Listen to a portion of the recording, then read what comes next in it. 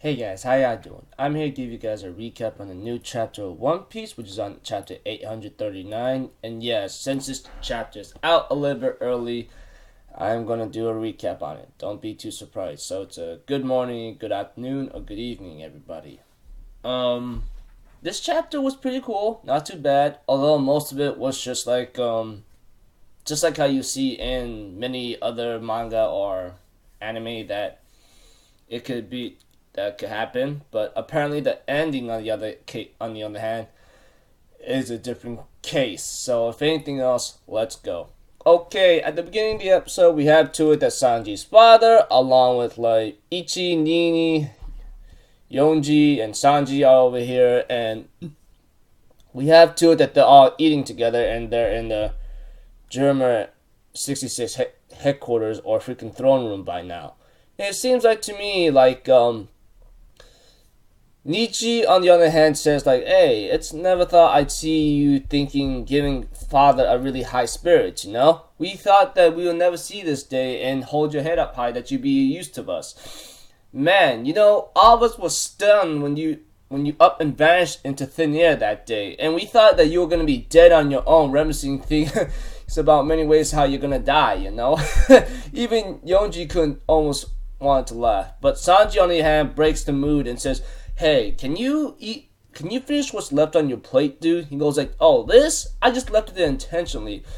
I just had some chocolate before our meal or something, and this potato sauce killed my appetite. The consistency alone makes me want to puke.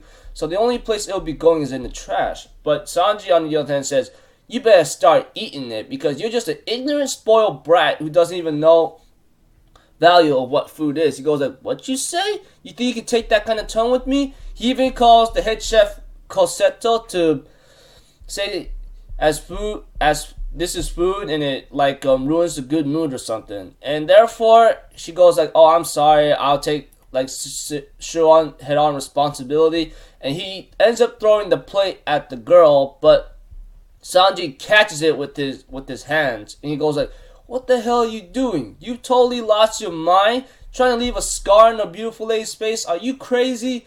Sanji even scolded him like that. And he goes, and Nietzsche goes like, how the hell can you call that a lady? That's a mean-ass servant who prepares our meals. He goes like, yeah, sure, like, that's how it was supposed to happen. And therefore, he ends up like, and therefore we have a lecture from Sanji like saying, you know, this thing's called an aligot, made by carefully mixing potatoes with cheese. Potatoes strengthen our immune systems, they maintain and regulate our blood pressure, never mind the tons of nutritional value it contains, yada yada yada.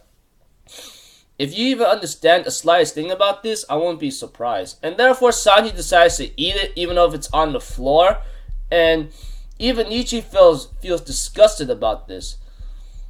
Even Sanji tells the girl like the season you chose for this is perfection, really good. And therefore we have to it that Nietzsche gets really ticked off and he goes like, you freaking lowlife, you still haven't changed a bit, and if you insist for calling yourself my brother, I won't stand for these despicable acts. And he was about to kick him, but Sanji's father, which I've forgotten his name apparently, says, stand down, this is not the time before his wedding. And therefore he stopped his kick, and when he stopped his kick, it let out a big gust of wind, which means Nietzsche's strength is no joke. You know, at first I thought they were just like jokesters at a certain time, you know, nothing more here and there. Which could explain how they ended the war pretty quick. Like, Ichi, Nini, I don't know what it is. But one thing for sure is like, no wonder Sentor's strength is really versatile. I mean, very strong if anything. As we do see that his kick did leave out a big whirlwind or a gust of wind before he wanted to kick Sanji. He stopped his kick. So it looks like his strength is not something to joke about. I thought he was just a simpleton that Sanji could take on anytime because, you know, Sanji did grow strong throughout the 2 years, but with everything on the line right now, he's in a whole heap of trouble.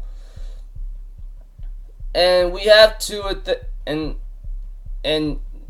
Nietzsche, on the other hand, tells Sanji off like, you bring shame to our family. And Sanji, on the other hand, being part of this family is what freaking bothers me, alright? You know, spoiled brats that don't appreciate a warm meal, men who dare raise their hands against a woman, royals who treat the lives of their subordinates as nothing more than expendable pawns. Everything you do, everything you stand for goes completely against every fiber in my body. And then we have to it that one stands up and says, your opinions are nothing more than the prattle and musings of the plebeians, dude. I never understood how that brain of yours worked ever since we were kids. Understand this. Royals are meant to act like royals. Not the only person acting disgracefully here is you. And we have to it that Sanji's father goes like, Nietzsche's logic is flawless. You need to rein in that twisted thinking of yours, Sanji. And he even threatened Sanji with Red Leg Zeph. He goes like, perhaps this man, you know, must have did some kind of terrible upbringing when you were growing up. You see here, we already pinpoint his location and his restaurant, Barate, okay? You looking a little pale, huh? And we do get to see a backstory where if Pirate Sanji is literally like I'm not at his worst, you best use these at the finest. The results will become very favorable in you. And therefore, he also warns Sanji that, go ahead, challenge my orders. Guess what will happen? I will coldly and have no problem killing this guy in front of you like no problem. Get through this skull of yours. Don't cause any trouble, and that's it. And so forth. And therefore, everyone leaves the room, leaving Sanji behind there. And he also tells Sanji off like, you can say goodbye to your old life and your old friends. As long as you are obedient and follow through with this marriage, everything will come out here unscathed. As we get to know, Sanji remembers and reminisces with Zeph how he looks at how he became a chef, you know. But as the episode continues, continues with the backstory of Sanji remembering Zeph, you know, we have to it that Sanji remembers, even though he took a beating from Zeph as a kid, as a cook, and so forth, it's nothing much more than just times where he actually sees Zeph as a real father. It's actually a symbolizing of that. And we have to it that Sanji's real father tells him, we're gonna have a lunch with Big Mom and Pudding later today. Make yourself presentable when the time comes, alright? And we have to it that Sanji ends up going to Cosetto, who's apparently injured to a point where she's unconscious, and dang, her face is brutally beaten. Sanji was pretty upset about this, and Yonji goes like, you brought this upon yourself, alright? And therefore he goes like, if you want to see him, let me show you something.